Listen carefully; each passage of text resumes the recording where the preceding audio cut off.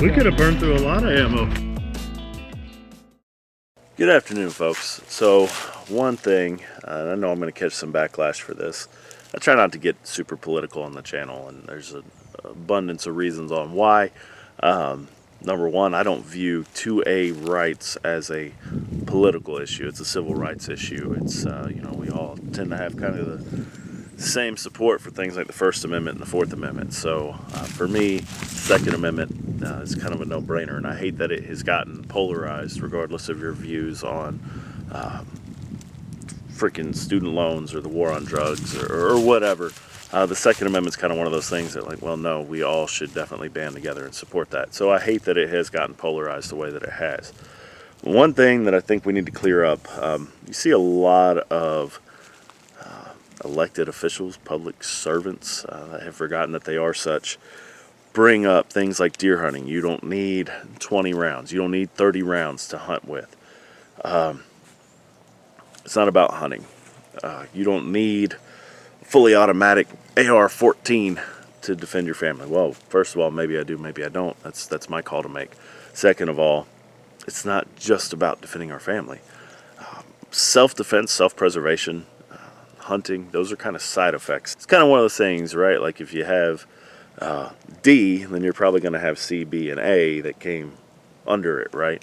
So what is it? What is the Second Amendment? Well, the Second Amendment is pretty clear, right? It's to secure our independence in the face of tyranny. And I think historically, when you look at time period and the individuals that were involved in drafting our Bill of Rights, they had just defeated the world's most powerful military using, well, the same weapons that the military had. Now, the argument can be made, well, times change, laws need to as well. Well, I would argue that if you read some of the history behind what had people, up in arms, literally, enough to die for these ideals, I would argue that we have grossly overstepped that line, and we are, we're under tyranny. And that's not just here in the U.S., that's everywhere, right? Technological advances have also allowed more sophisticated spying and things like that. You could argue that the frustration over use of force by law enforcement agencies, kind of lends credence to that. And you look at all the things that you need a permit for, right? Permit, licensing, whatever you want to call it. Now, I know the argument's going to be made that those things are to protect us, but still, at the end of the day, you're having to ask permission for things that you didn't have to ask permission for way back when. So at the end of the day, right, if we get tread on at this level with these abilities to arm ourselves, to have some fangs to bite back if the rattle is unheeded, if this is the level of just distrust between government and its citizenry, if this is the level of abuses of power occurring while we are armed, well, some of us are armed, what does that look like when you whittle away at that right some more? I would argue it doesn't look better, right? Because historically you can see that with communist regimes and things like that, the rights of either the populace in general or certain segments of that population to own weapons get taken away. Your political adversaries, things like that, your certain ethnic groups, they lose those rights to own those guns. Not too long ago, I made a video on the racist history of gun control in the United States. There'll be a card up there if you want to check that one out. And I realize that it's all the rage to call everything racist in 2021 and going back a couple of years. Everything's racist, but this actually is, and this actually has the historical whatever to back that claim up. So we see that disproportionately minority communities are always affected the hardest. And that does come down to a multitude of factors, both the legislation itself and then the emphasis on enforcement does tend to come down heavier on minorities. It's the same with the war on drugs and things like that. So, no, I am not some banner-waving, proud member of the local social justice warrior network. But a spade is a spade, and I'll call it as such when I see it.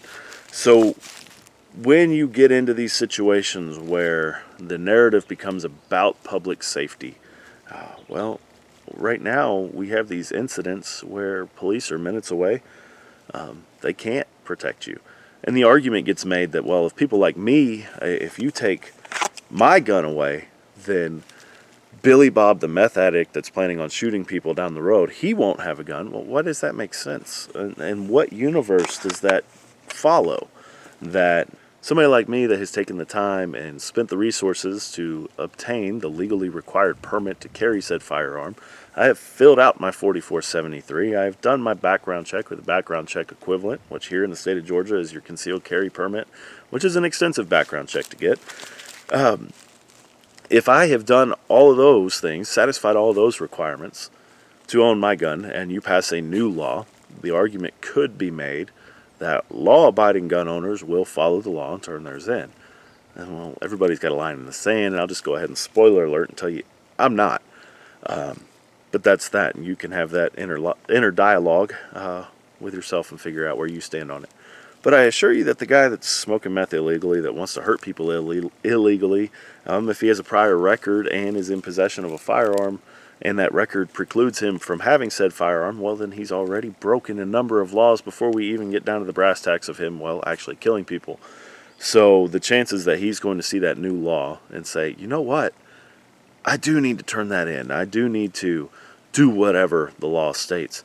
He's not going to care. But meanwhile, your group of law-abiding people, well, they've tried to take the steps to satisfy the crown, right? They've gone through all the hoops. They've disarmed. Maybe they got rid of all their semi-automatics or their magazines over 10 rounds or whatever BS they say is going to just completely cure the gun violence epidemic.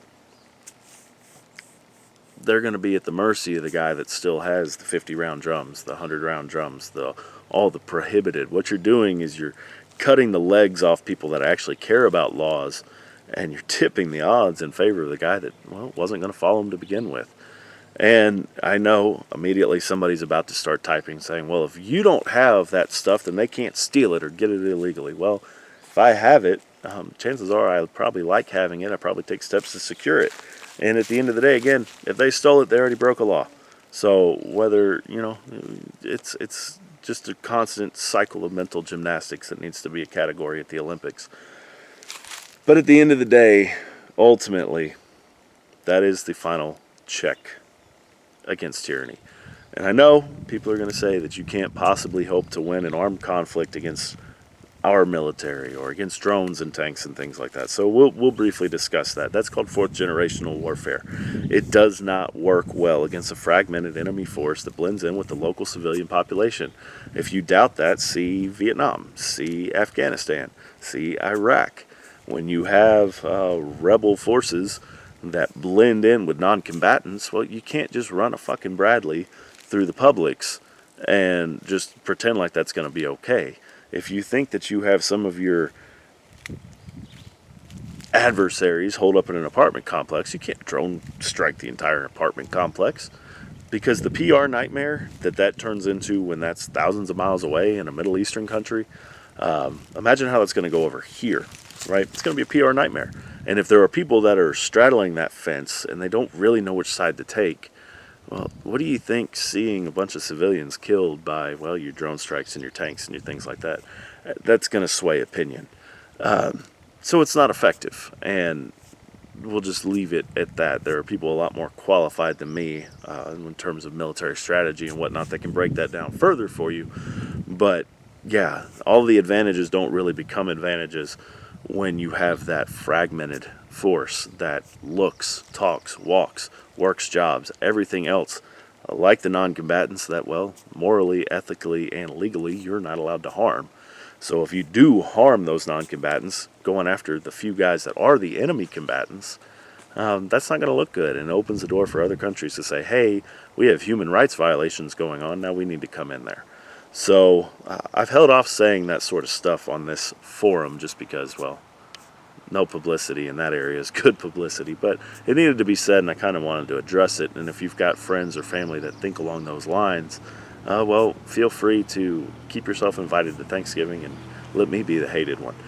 Send them this video, and hopefully that kind of explains it a little bit. So in closing, the Second Amendment is not about hunting. It's not even about self-defense. Those are side effects.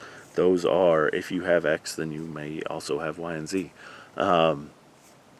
Kind of mutually beneficial things there.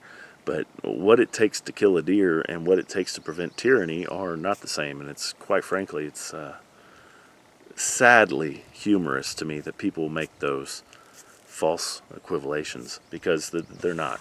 And it's funny to me also that a lot of the people that you hear championing this, what you need for deer hunting isn't whatever. Well, number one, they don't deer hunt. Number two, they stand to gain by having you think that makes sense. They stand to gain by disarming the population. These are the people that are supposed to be servants but aren't servants. They're more like rulers. So the less threat that you potentially can put up against these people, the better. So there is that, guys. I said a lot here today, so take it for what it's worth. Keep the comments respectful, things like that. I'm not going to call you names if you disagree with me. I'm just, well, you want my guns, come jump in the stack on my front door to take them. Don't send other people to take all the risk. Stay safe. I'll see you next time.